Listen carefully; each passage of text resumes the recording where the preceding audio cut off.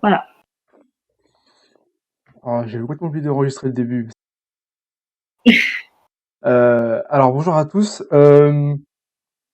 coup, je vais vous expliquer un petit peu pourquoi on utilise SQL et je vais vous expliquer aussi l'outil qu'on a utilisé, enfin les outils. Alors en fait, SQL en français, ça veut dire langage de requête structuré. Alors en fait, ça va être un langage qui va être hyper intéressant parce qu'il est facile à utiliser, il est vraiment hyper accessible. Donc là, dans l'exemple que je vais vous donner, en fait, c'est avec l'outil Postgre. Donc je vais vous montrer un petit peu comment ça s'est passé quand nous on a commencé à vouloir faire du SQL. Alors en fait, il faut savoir que Postgre est normalement installé sur tous vos PC portables qui étaient donnés par Digifab pour ceux qui en ont eu. Donc normalement il est dessus. Ça s'appelle pgadmin. Donc en fait, on clique dessus et ça nous renvoie sur une page internet que vous voyez donc juste ici. J'ai mis un print écran. Ça va vous demander un mot de passe. Donc là, ça va être Digifab tout simplement. Donc ensuite, on va rentrer sur cette page-là. Donc en fait, à gauche, vous allez avoir une grande liste. En fait, ça va être le serveur. C'est aussi ici qu'on va avoir toutes les bases de données. Donc nous, on a fait une base de données donc test qui est juste là. Tout simplement parce qu'on venait juste de commencer avec le logiciel, donc on a fait un test tout simplement. Je vais vous montrer un petit peu comment on a fait quand on a voulu créer une table. Donc en fait, on a fait un clic droit sur table tout simplement et on met créer une table. Donc ensuite, on va avoir cette fenêtre qui va s'afficher. Donc là, en fait, c'est tout simple, c'est juste le nom de la table. Donc nous, on avait mis test. Ensuite, quand vous allez aller dans l'onglet colonne, vous allez avoir en fait une fenêtre en fait qui vous avez juste à cliquer sur ce petit plus là pour ajouter les colonnes. C'est assez facile. Vous avez juste à y mettre les noms des colonnes et le type de données. Donc le type de données, ça va être est-ce que ça va être un entier, donc integer, est-ce que ça va être un texte, est-ce que ça va être une date, etc. Ensuite, on peut aussi créer la table autrement que par un clic droit et créer la table. On peut aussi la créer avec un code. Donc en fait, il suffit d'utiliser l'éditeur de requêtes, donc qui est le petit bouton qui va être ici. Donc en fait, vous cliquez sur la table pour pouvoir créer une table. Donc vous cliquez dessus, vous cliquez ensuite sur l'éditeur de requêtes et vous avez juste à inscrire ce code-là dans l'éditeur de requêtes. Donc c'est très simple, c'est create table, public test. Donc test en fait ça va être le nom de la table le nom que vous avez attribué à la table. À gauche vous avez les colonnes. Donc là on a mis du coup 5 colonnes, ID, fruits, prix, quantité et magasin. Et à droite vous avez le type. Comme j'ai dit tout à l'heure, integer, texte, etc. Donc ensuite on peut faire quelques manipulations rapides et assez basiques. Donc select from test, en fait c'est donc test, je rappelle que c'est le nom de la table. En fait, ça va permettre d'afficher la table, tout simplement. Donc là, pour l'instant, il n'y a pas de valeur à l'intérieur, donc on va avoir juste les 5 colonnes juste ici, et on va y ajouter les valeurs qu'on souhaite. Donc avec cette ligne-là, insert into, test le nom de la table, et on insère les valeurs values qui doivent être dans l'ordre. Donc là, on va avoir l'idée, le fruit, le prix, la quantité et le magasin.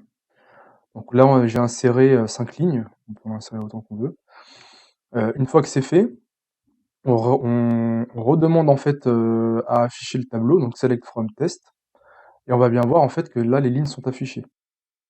On peut aussi, donc c'est un ordre d'exemple, supprimer une ligne, donc delete from, le nom de la table, where qui va être la condition, la ligne qui a l'idée 1.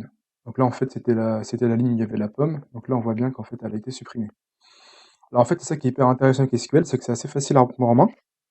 Par contre, pour cet exemple-là, c'était facile parce qu'il y avait 5 lignes. Si on est dans une entreprise ou autre où on a besoin, je sais pas, de rentrer 1000 clients, là ça va être un peu plus compliqué et on va avoir besoin de faire autrement.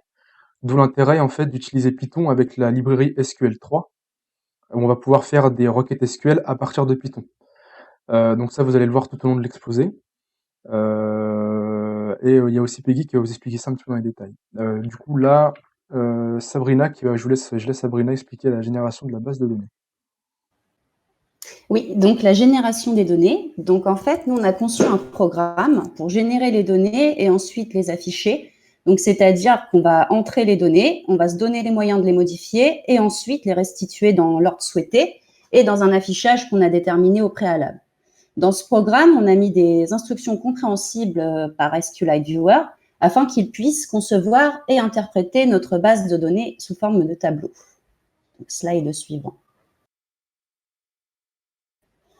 Donc, Voilà, donc voici le code. Donc on a commencé par mettre nos librairies dont on va avoir besoin tout au long du code. Donc on commence par la fonction def génération donnée. Donc là, on déclare notre fonction qui va être déclenchée par l'instruction initialisation à la suite, dans laquelle on va incorporer toutes les données. Donc là, on distingue deux listes, les élèves et les formateurs, ainsi qu'un dictionnaire connaissances. Donc on reconnaît le dictionnaire, il est déclaré par les crochets, et c'est aussi un objet conteneur. Mais à la différence des listes, le dictionnaire, il a une structure ordonnée. Donc pour accéder aux éléments du dictionnaire, on ne va pas nécessairement utiliser des indices. Là, on va plutôt utiliser des clés alphanumériques. Donc la clé, elle est déclarée par un mot suivi de 2 points et d'un sous-groupe. Donc ensuite, évaluation. Donc là, on va déclarer notre variable évaluation afin de pouvoir ranger les données dans l'ordre qu'on souhaite. Donc for élève in élève. Donc pour un élève dans la liste des élèves. For connaissance in connaissance. Donc pour une connaissance dans la liste des connaissances que l'on va affecter à chaque élève. Donc for début période aux dates 1er avril, 1er juin, 1er août 2020. Donc là, c'est nos dates dans début de période. Ensuite, on va créer notre dictionnaire évaluation. Donc là, on va y ajouter donc la note, la connaissance, l'élève, et là, on arrive donc à la date, donc début de période plus time delta. Donc là, on ajoute au hasard parmi les 3 dates qu'on a définies plus haut. Et aussi la durée qui va exprimer la différence entre les 2 instances de date en microsecondes. Time delta rounding 0,61. Donc, on ajoute également à notre dictionnaire l'évaluateur et évaluation.append évaluation. Là, on ajoute tous les éléments les uns à la suite des autres. Et pour finir, return élève formateur connaissance évaluation. Donc là, il va nous retourner tous les éléments qu'on a entrés précédemment et il va terminer la boucle et permettre à la fonction suivante d'avoir tous ces éléments. Et je vais laisser Peggy vous expliquer la suite. Alors, pour l'initialisation de la base de données, donc comme a dit Sabrina tout à l'heure, on se sert donc de la bibliothèque SQLite 3.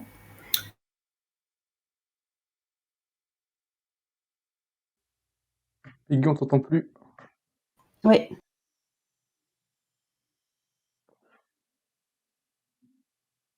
Oh, on a un souci avec Peggy là.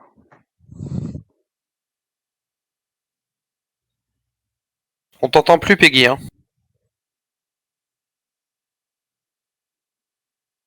Essaie de redémarrer ton Discord.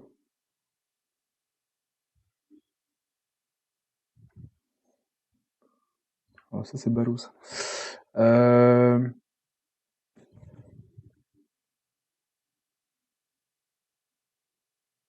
Bon. Tu veux que je prenne la suite, Reda ? Si tu veux, ouais, à la limite, ouais. Je veux bien. Donc pour faire la base de données, on va utiliser la bibliothèque SQLite 3, puisqu'elle est absolument nécessaire pour pouvoir travailler sur Python. Donc pour ça, on fait un import classique. Hein. Ça va nous permettre de créer une table vide, c'est-à-dire qu'on va juste créer le tableau avec les titres avec les colonnes, l'intitulé des colonnes, pardon, ainsi que l'intitulé de la table. Donc ça, on va structurer la table avec le nombre de colonnes que l'on veut, et ensuite on va compléter ces données. On va compléter ces colonnes grâce aux listes et aux bibliothèques qu'on a vues précédemment avec Sabrina. Slide suivant. Donc là, on arrive sur le gros morceau, mais on va vous montrer juste après un exemple qui est un peu plus simple à comprendre. Donc là, en fait, c'est la fonction suivante, la fonction qui va nous permettre de faire les 2 tableaux qui étaient demandés initialement, et qui va se resservir, comme vous le voyez sur la première ligne, de tout ce qu'on a pu sortir de la fonction génération de données qu'on a vu juste avant. Donc on n'oublie pas le lead.connect. Donc là c'est une des choses qu'on importe avec SQLite, pardon.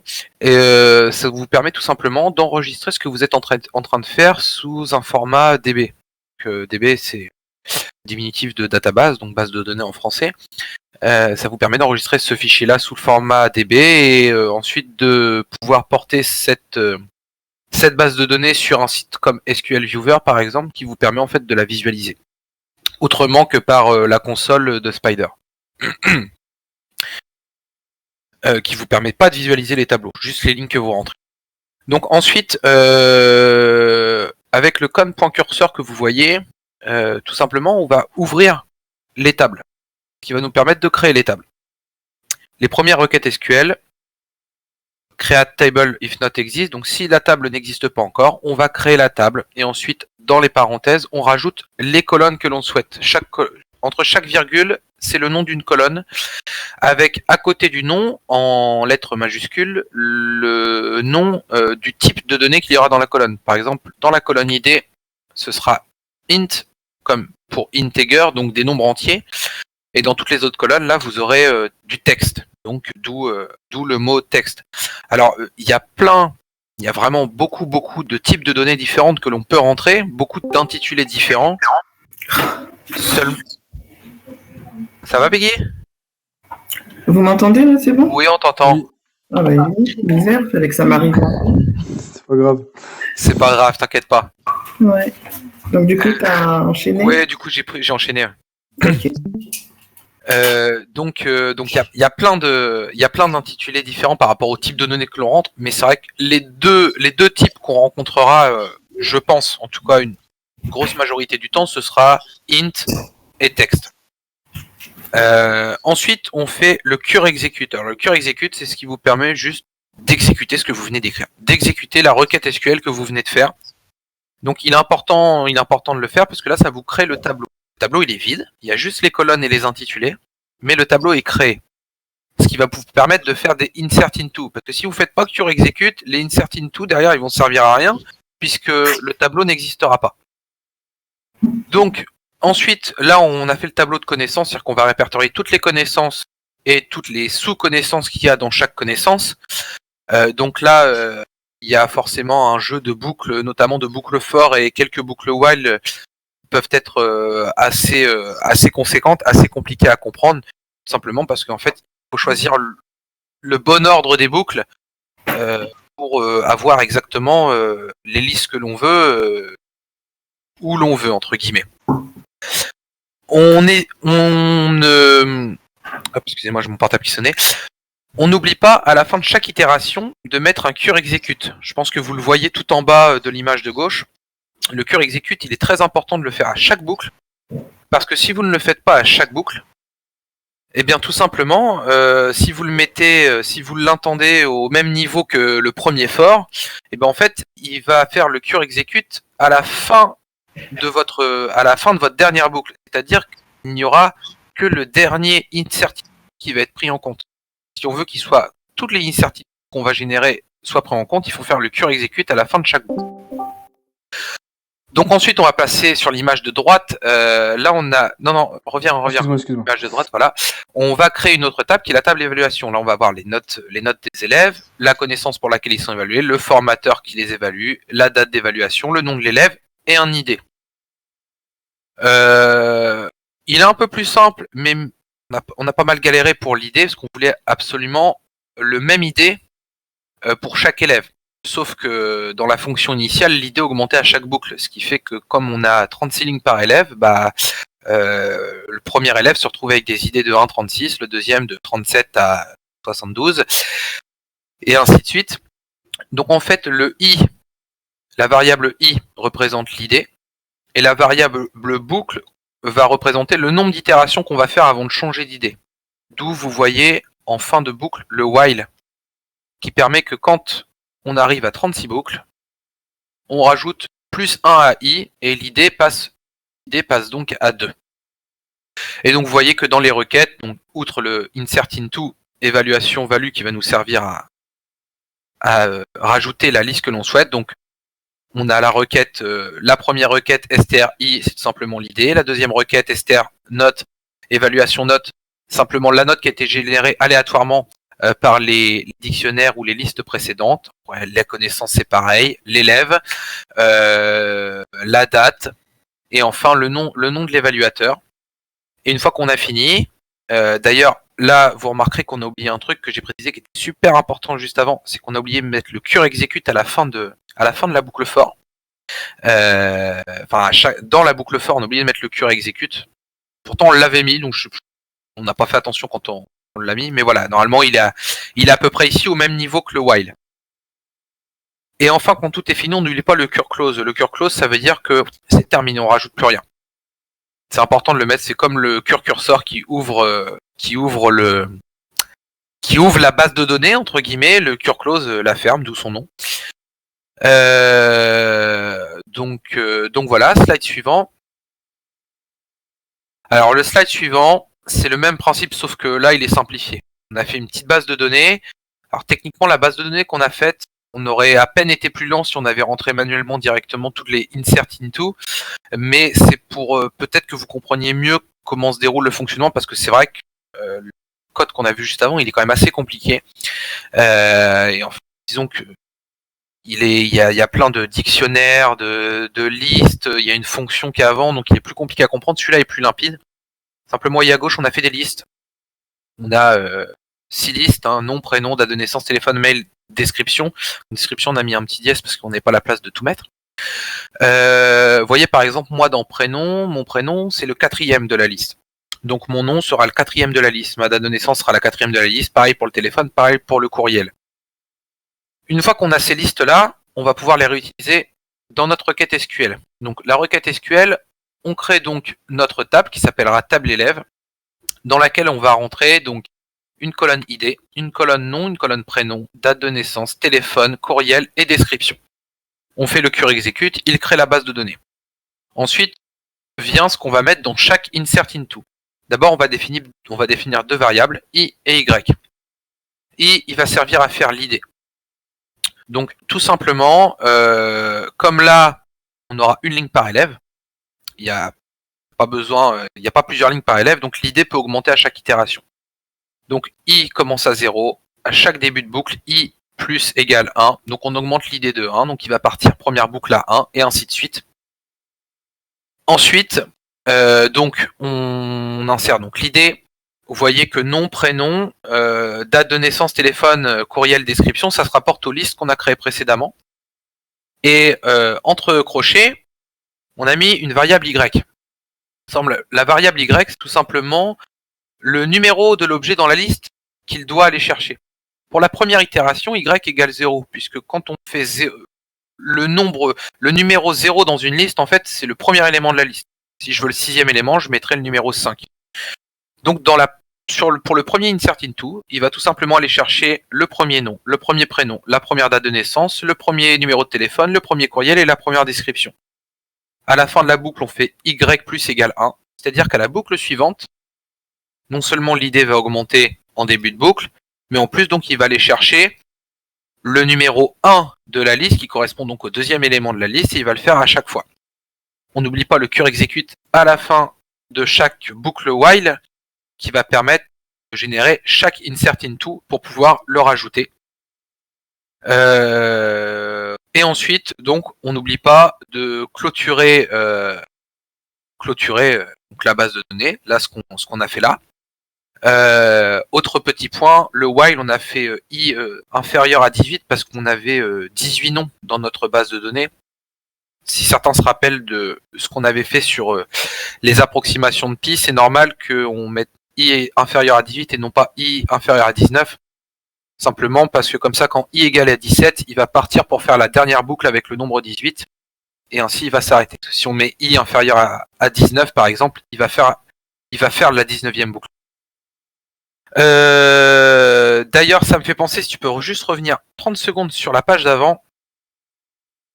Vous voyez sur l'image de droite, on a mis une boucle 36 juste en dessous du for. On a une boucle avec équivalent 36, i plus 1. Alors ça, c'est du rafistolage, parce qu'on sait que chaque élève a 36 lignes. Et en fait, c'est pour faire que le numéro de l'id ne change que tous les 36 lignes. Donc ça, c'est du rafistolage tout simplement, parce que si on n'avait pas le même nombre de lignes par élève, et ben ça ne fonctionnerait pas. Ou alors, si on ne connaissait pas par avance le nombre de lignes par élève que ça générait, que le code générerait, ça ne marcherait pas non plus. Donc là, c'est vraiment du rafistolage parce qu'on connaît par avance le nombre de lignes par élève et Donc on peut mettre, mais voilà, là ça marche dans cette situation-là, mais dans beaucoup d'autres situations ça ne fonctionnera pas et il faudra trouver une autre parade pour réaliser ça. Voilà. Désolé, c'était un peu long. Donc là maintenant, une fois que la requête est exécutée, elle génère un fichier que l'on récupère dans le répertoire qui est défini dans la console. Et ce fichier, on vient l'insérer dans SQLite Viewer que l'on obtient avec le navigateur. Et ensuite, on pourra donc visualiser la base de données. Slide suivante. Donc là, pour la table connaissances, par exemple, on a bien les 12 connaissances avec le nom de chaque connaissance et les sous-catégories. Slide suivante. Là, on a donc la table élèves. Donc, on a bien les 18 élèves avec le nom, prénom, date de naissance, téléphone, le mail et les différentes descriptions qu'on a renseignées hier. Et enfin, la table évaluation pour laquelle donc, on voulait une note, une connaissance, le nom de l'élève, la date de l'évaluation et le nom de l'évaluateur. Donc, pour conclure, on peut dire qu'on a plusieurs perspectives intéressantes à voir. Par exemple, comment gérer les anciennes données? Est-ce qu'on va les archiver ou est-ce qu'on va les détruire? Comment sécuriser aussi la base de données et la gestion des droits d'accès sur cette base? Et en troisième point, je dirais aussi se rapprocher de l'équipe web pour justement faire des requêtes qui permettront de rajouter ou de supprimer un nouvel élève ou une nouvelle note depuis l'interface. Voilà.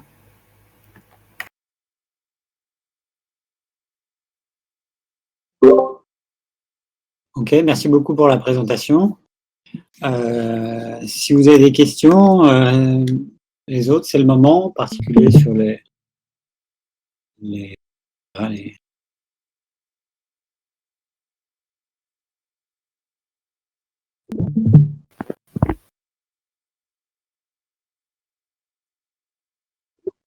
Oui. Non, t'entends. En particulier sur les codes, là, est-ce qu'il y a des questions?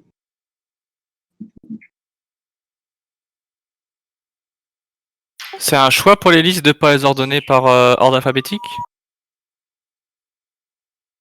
Mais en fait, comme la première liste qui avait été générée, en fait, le premier code qui a été fait, nous, c'est pas nous qui l'avons fait. C'est Monsieur Boisbourdin qui l'a fait, donc nous on se l'est surtout réapproprié, on a changé 2-3 trucs pour que ça colle. Mais en fait les listes étaient comme ça, donc quand on a recréé d'autres nouvelles listes, on a choisi de faire le même ordre. Mais en effet, on pourrait tout à fait mettre par ordre alphabétique des noms de famille. Hein. Je pense que si on devait la refaire de A à Z, je pense que c'est ce qu'on ferait.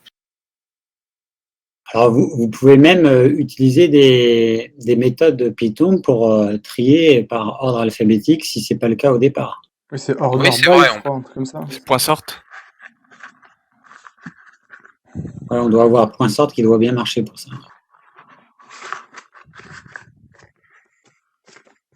Il n'y a pas d'autres questions?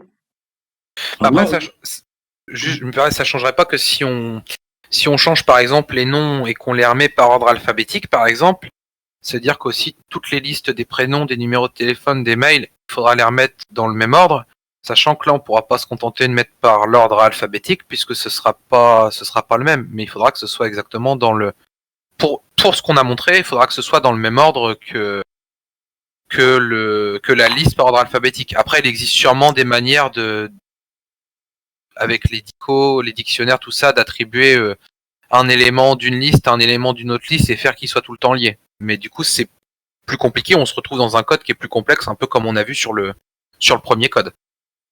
En fait, si vous transformez votre table en dictionnaire ordonné, ça existe, les dictionnaires ordonnés, vous pouvez ensuite trier votre dictionnaire sur la clé que vous souhaitez. Donc, ça serait possible de faire ça, ce serait un des moyens simples. Oui, après, dans le dictionnaire, une fois que même une fois que la liste elle est faite, on peut l'ordonner dans l'ordre alphabétique si on veut. Par contre, les idées correspondront pas plus forcément, quoi.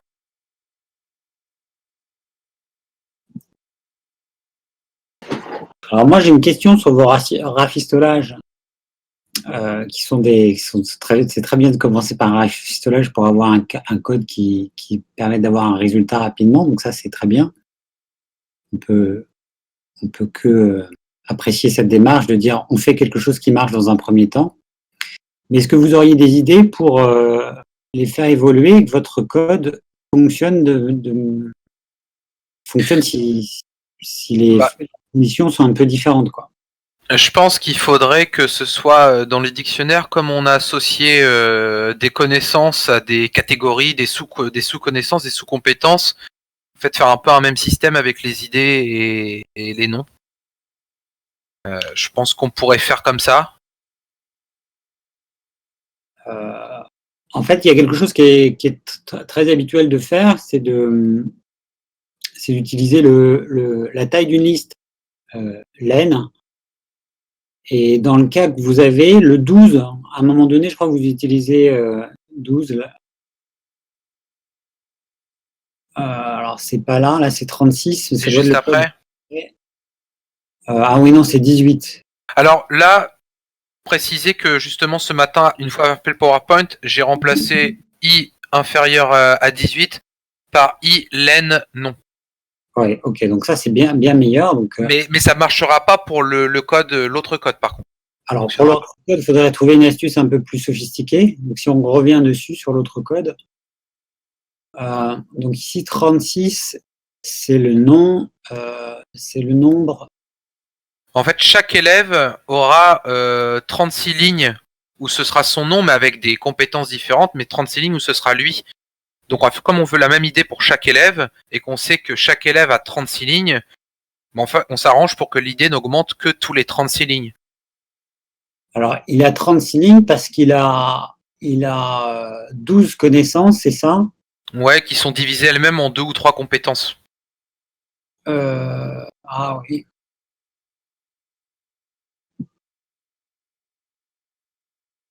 Oui, en plus, il y a plusieurs notes. Il y a trois fois une. Parce qu'il y a une note. Chaque élève se retrouve avec 36 notes, en fait, techniquement. Chaque élève a trois notes.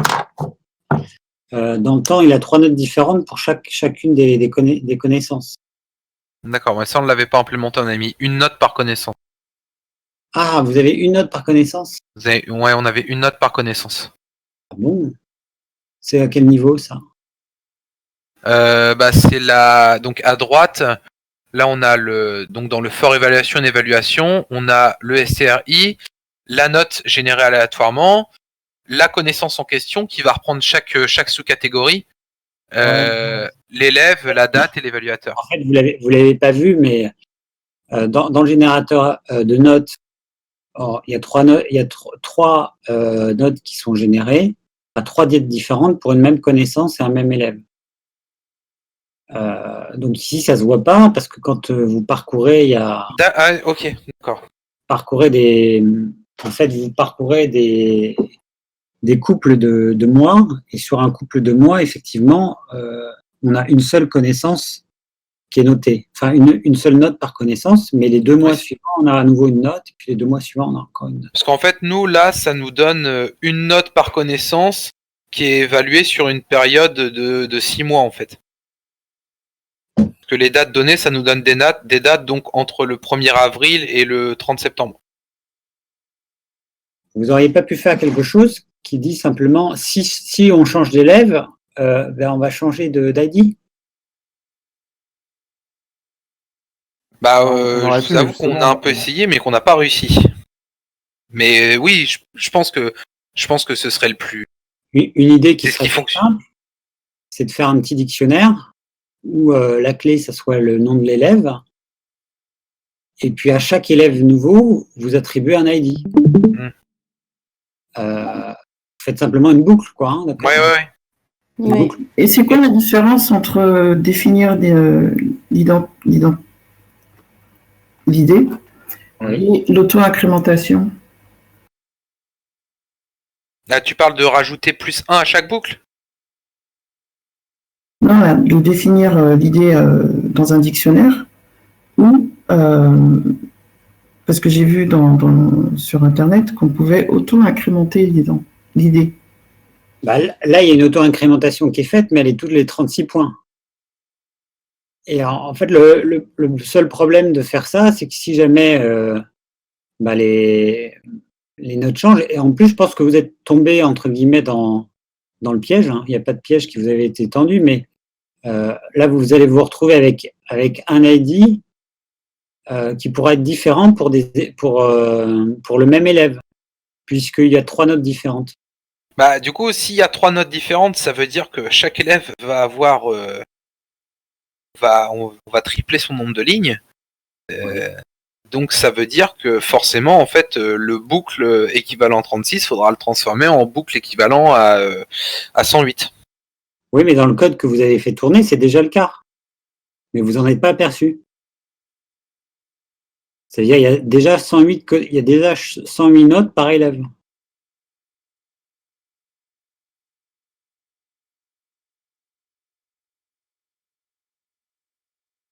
Il y a déjà 108 notes par élève dans le code.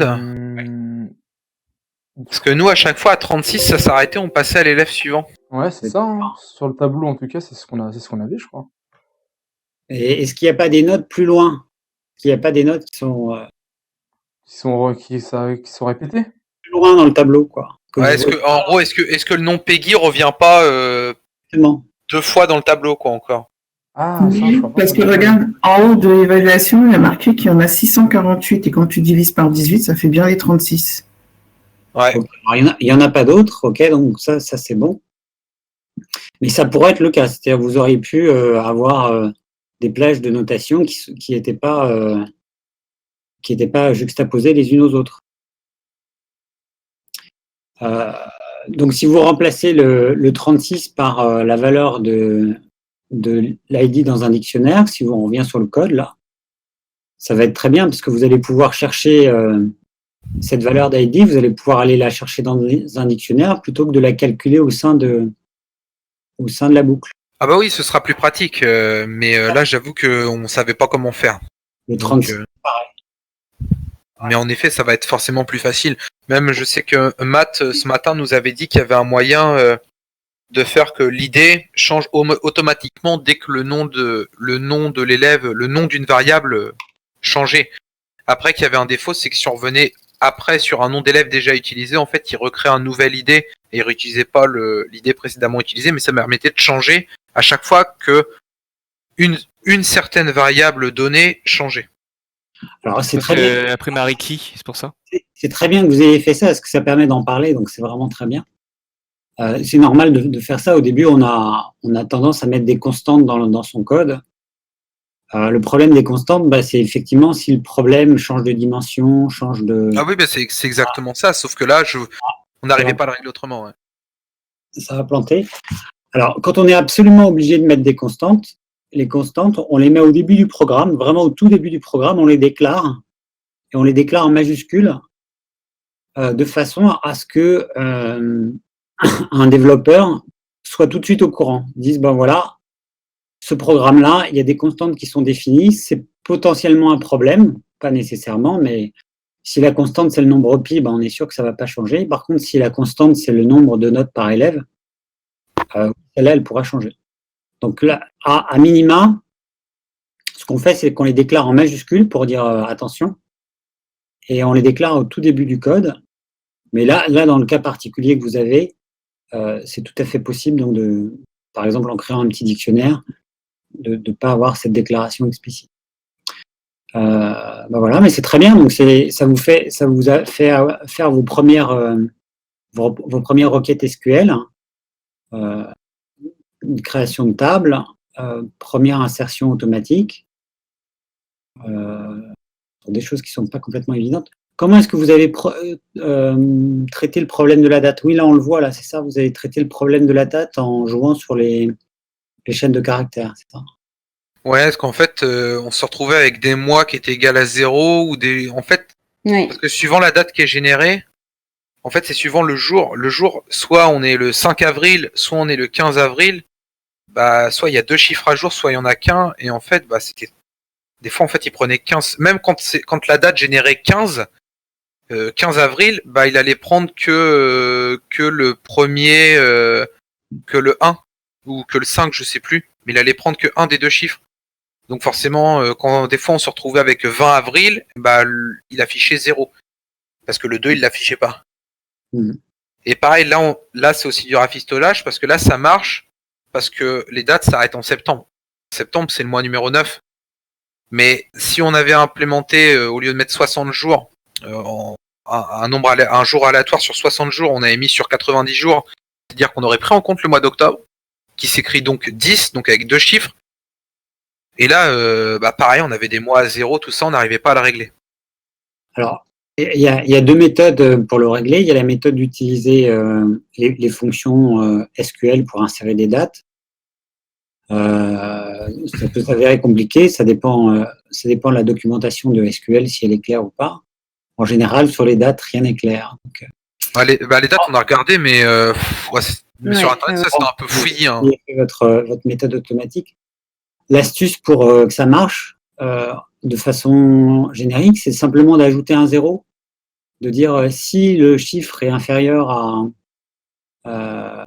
si la taille de la chaîne de caractères est inférieure à 2, enfin, est inférieur ou égal à 1, alors mets un 0 devant. Donc, au lieu d'être septembre avec un 9, ça sera 0,9. Ouais. Voilà. Donc ça, parce qu'à un moment, justement, on avait voulu régler ce problème-là. En fait, est-ce que tu peux remonter en arrière dans le tableau, Reda? Non, en arrière. Ouais, c'est où? Ouais, là, vous voyez à droite les dates fort début de période, in date. On avait 2020 4-1, 2020 6-1. On a essayé en mettant 2020 04-01, 2020 06-01, mais à chaque fois ça nous mettait une erreur en fait. Alors ça c'est en Python, ça. Mais ça c'est simplement parce qu'on déclare des dates en Python. Par contre, si vous déclarez, enfin si vous écrivez des dates sous forme de chaîne de caractères, après, quand on va lire les chaînes de caractères à l'aide de Python, alors il y aura des méthodes qui permettront de décoder. Ouais. Uniquement si les formats sont fixes. Par exemple, si les formats, c'est souvent ils mettent dd /mm /your, par exemple, y. Ouais. Donc là, ça donne un schéma fixe, c'est-à-dire que le nombre de caractères pour définir la date est fixé. Si on s'en tient à ces conventions-là, que là, vous n'avez pas tout à fait utilisé, si on s'en tient à ces conventions-là, alors on a des décodeurs derrière, en particulier en Python, on en a aussi en SQL, qu'on pourra utiliser. Donc c'est mieux d'utiliser ces conventions. Grosso modo, vous ne faites pas un cadeau aux développeurs qui vont utiliser votre base de données. Ouais. Ils vont avoir du mal à utiliser les dates. Il va falloir qu'ils fassent un décodeur spécial pour ça et ils ne pourront pas utiliser leur décodeur de dates habituel. Ouais, parce que je crois que pour la date, c'est le truc sur lequel on a le plus galéré. Vraiment. Ouais. Mais c'est normal. Déjà qu'elle s'affiche. Même avec des jours des 0 avril, déjà juste qu'elle s'affiche correctement, on a eu du mal. Mais bon. Ok, très bien. Moi, c'était les principales remarques que j'avais à faire, mais ça me paraît très bien.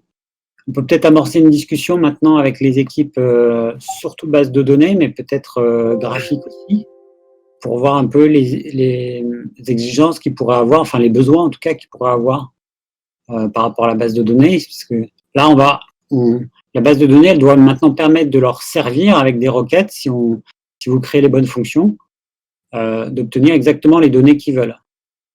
Donc, il y a peut-être des données dont ils ont besoin. Ou, à l'inverse, l'équipe d'analyse et de graphique a peut-être des données qu'elle aimerait mettre dans la base de données.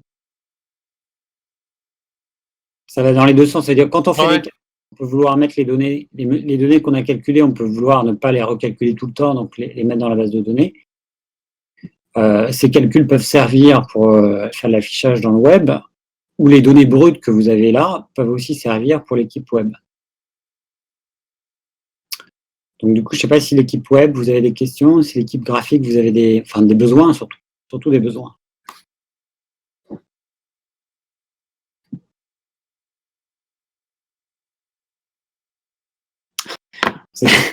Vous n'avez aucun besoin, bon, ok. Ouais, c'est dommage, parce que On s'adapte. tant que vous ne nous demandez pas 40 dates, c'est bon. Ouais, c'est ça.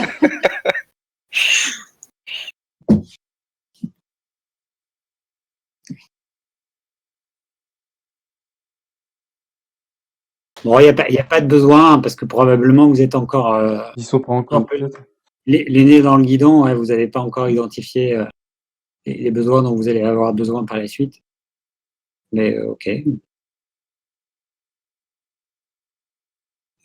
Profitez-en hein, les autres, hein, parce que on va changer les équipes la semaine prochaine. Oui, on va le faire, on va changer les équipes. Et donc il y a une des équipes graphique web qui va se retrouver avec les programmes de base de données. Donc si vous êtes sûr de vouloir comprendre comment ça marche, c'est maintenant. Enfin, vous aurez peut-être d'autres occasions après, mais là, c'est un bon moment pour se préparer à ce moment de changement d'équipe. Bon, ok, on verra, on verra peut-être. On verra peut-être après.